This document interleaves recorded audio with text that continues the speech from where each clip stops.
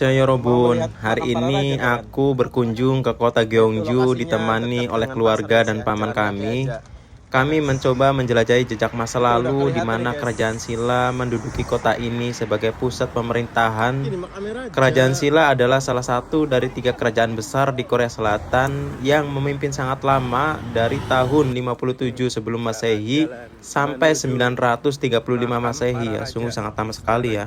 Beberapa peninggalan penting dari era Silla masih bisa dilihat di kota Gyeongju, di antaranya Kuil Bulguksa, Sokhuram, Chomsongtae, Donggul Kwolji, Taenengwon. Banyak sekali kan peninggalannya ya.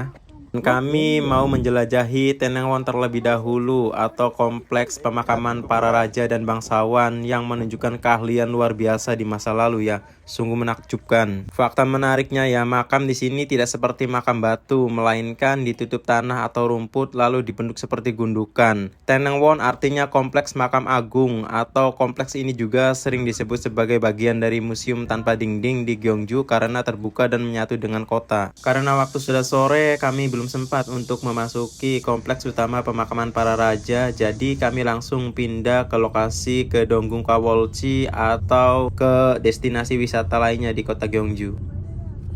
Untuk memasuki Donggul Kwolji, kami harus membeli tiket masuk terlebih dahulu ya. Tapi tenang kok, tiketnya sangat terjangkau sekali ya. Dan inilah Donggul Kwolji, permata sejarah di jantung kota Gyeongju. Dahulu tempat ini adalah istana bagi sang putra mahkota dan lokasi perjamuan agung kerajaan Silla.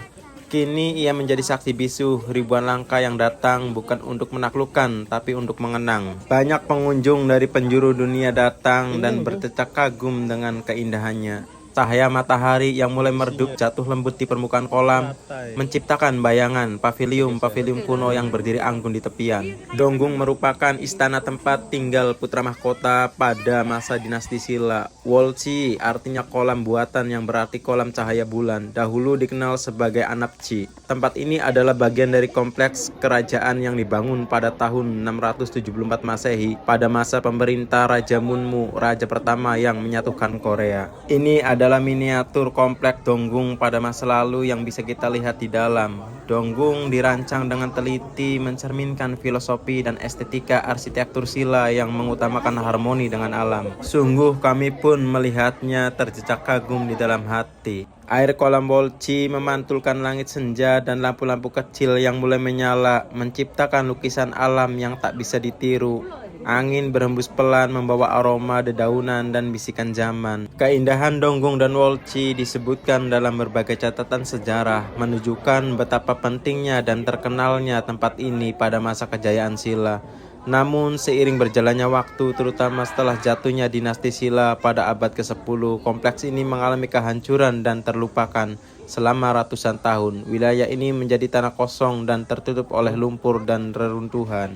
Barulah pada abad ke-20, tepatnya tahun 1970-an, pemerintah Korea Selatan melakukan penggalian arkeologis besar-besaran. Dalam proses tersebut ditemukan ribuan artefak seperti tembikar, perhiasan, atap genteng, serta benda-benda upacara kerajaan. Dari sinilah terungkap kembali gambaran kemegahan Donggul dan Kwolji pada masa lalu. Nama Anapji secara resmi dikembalikan ke nama aslinya. Kwolji berdasarkan catatan sejarah dinasti Goryeo dan Joseon.